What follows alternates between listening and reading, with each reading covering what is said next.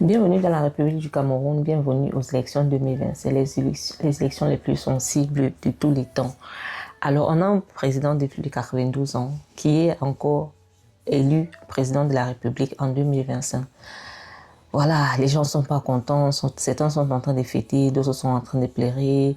Il y a déjà des émeutes au Cameroun dans les différentes villes, Douala, et voilà, j'en passe. Certains sont en train de manifester, exprimer leur mécontentement. Et pendant cette période post-électorale ou alors préélectorale, nous avons vu beaucoup d'influenceurs qui sont levés, qui ont pris la parole. Et nous avons vu aussi la réaction des internautes.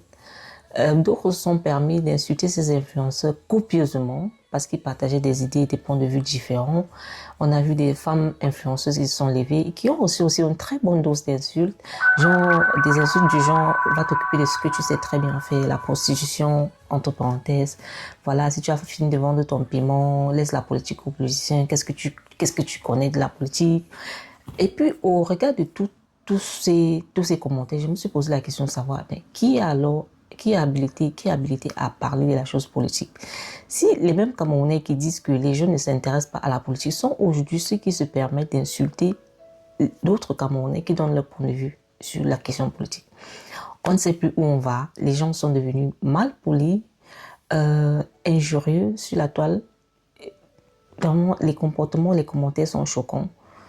Je me lève, je donne mon point de vue, ça te dérange, tu te mets à m'insulter, on ne comprend pas où est-ce qu'on va en fait. Où est-ce qu'on va? Si à chaque fois que quelqu'un ouvre sa bouche pour donner son point de vue, ça fait l'objet d'insultes et tout. Franchement, ça ne vaut pas la peine. Nous ne sommes pas différents de ce que nous sommes en train de combattre en fait. Déjà, cette pensée, nous devons la bannir. Il faudrait que les gens comprennent que la question politique est une question sensible. Et pour qu'on arrive à avoir une certaine stabilité ou alors une certaine harmonie dans cette question-là, il faudrait que on apprenne à s'éduquer.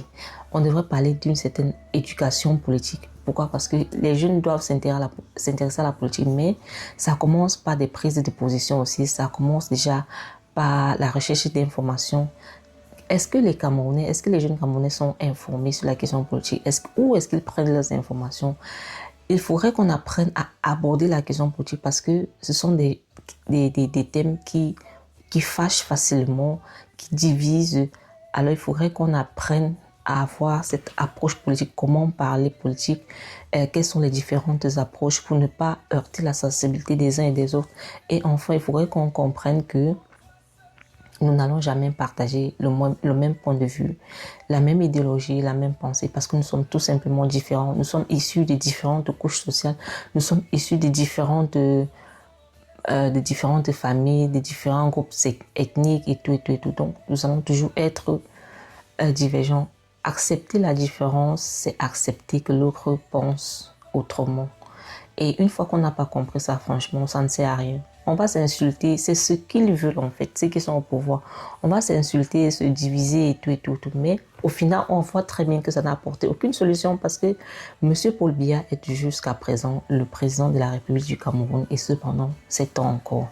Buvez de l'eau pour ceux qui n'arrivent pas à supporter ça.